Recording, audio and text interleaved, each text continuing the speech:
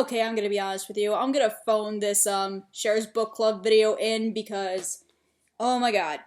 If there was any other book that made me want to literally skim the 400 and more pages that it had, it was definitely this one. So, I won this A Bend in the Stars book on, like I said, Goodreads. I always win stuff on Goodreads for some weird reason. It's like I'm one of the only people who does the giveaways, but I digress. This is a historical fiction novel for a change. I've been reading a lot of realistic fiction, romance, young adult stuff, so this was a interesting change of pace. I wanted to like this book, but as I said, I ended up skimming most of it because I think I found a book that was a little bit more dense than War and Peace. I've never read War and Peace, but I think that would be more entertaining than this book. So this book takes place at the beginning of World War I. They clearly state at the beginning of the book that the Archduke was killed, and the Archduke murder was the whole reason why World War I got started.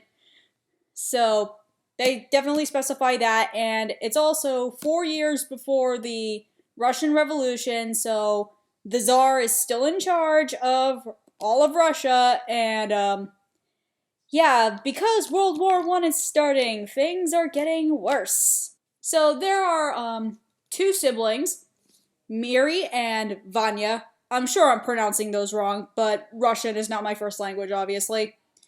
And Miri is a surgeon who just I think graduated from apprenticeship or something like that, and Vanya is a physician, and at that moment he's studying the Albert Einstein theory of relativity, and one of the things he wants to do to test that, I'm not really an expert on the whole thing, is that he wants to go see the eclipse and how the eclipse affects this. It's something called A Bend in the Stars, hence the title. He thinks because of the eclipse that the stars might bend a little differently for a certain period of time, but with the whole eclipse thing, there's also this thing in Russia where, I don't know, not every person believes in science. They think science is like voodoo magic or something like that. So, considering this is 1914 Russia, I think that's a tad bit weird because science had been existing like since the Industrial Revolution. So, I don't know how do I put this? How far away these Russian villages are from society with the rest of the world, but yeah, this book is a doozy. So the plot of the story goes is that Vanya and Miri's fiance Yuri have to escape their village of Odessa because the Tsar's guards are after Vanya's studies, since he is basically going after an American thing, and I can't really explain like what the laws are for Russia, but at this point, because World War I is starting, they're drafting a lot of young men to go fight, and Miri's fiance Yuri is one of them. So Yuri escapes with Vanya to go look for the eclipse, so at least he'll stay out of the army. And that's the only...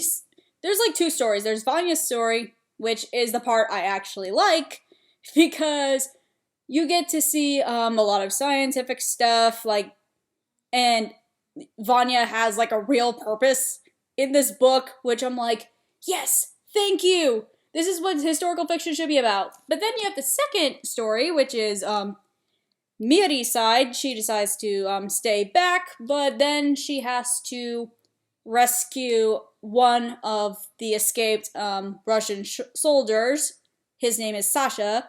Okay, I'm just gonna spoil this right now because I don't know how much of you are really interested in historical fiction or not, but this But it's this part of the book that really annoys me to no end, because I don't know if I explained this on one of my videos before, but one of the tropes in novels, movies, TV shows, blah, blah, blah, that I can't stand is, it's not just like it's love triangles, but it's not the love triangle itself that's annoying. It's the main female character who literally cannot decide for herself, and that's Miri in a nutshell. I'm like, oh my god, woman, you are a surgeon. What is wrong with you?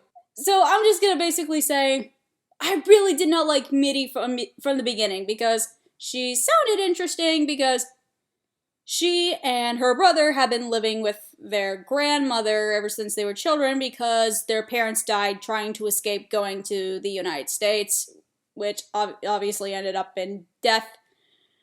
So you think that being raised by her grandmother, who is a matchmaker, and her brother, who's obviously a scientist, like, you would obviously think that this woman would be independent, considering she's a surgeon.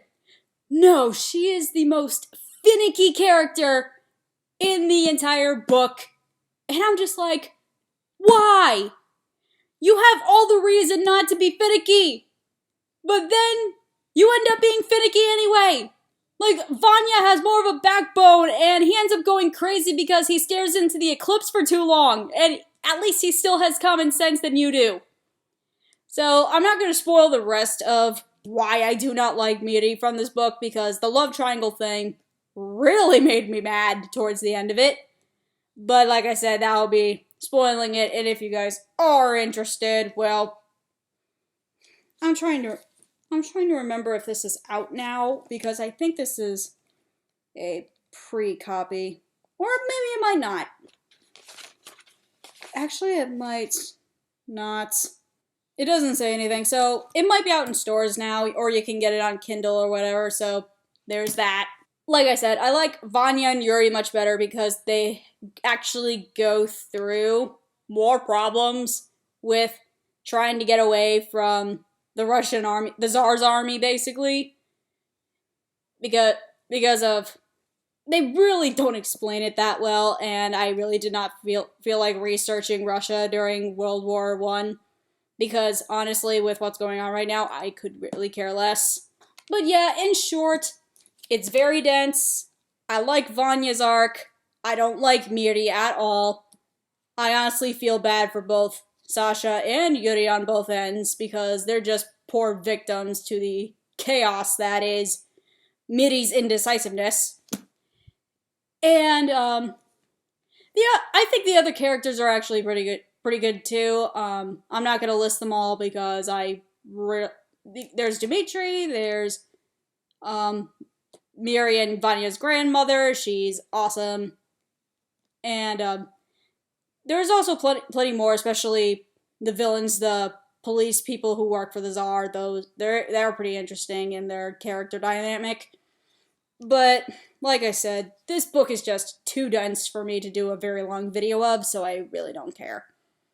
And if I had to give it a rating, now see, I would rate this like a 3.5 out of 5. So what's that?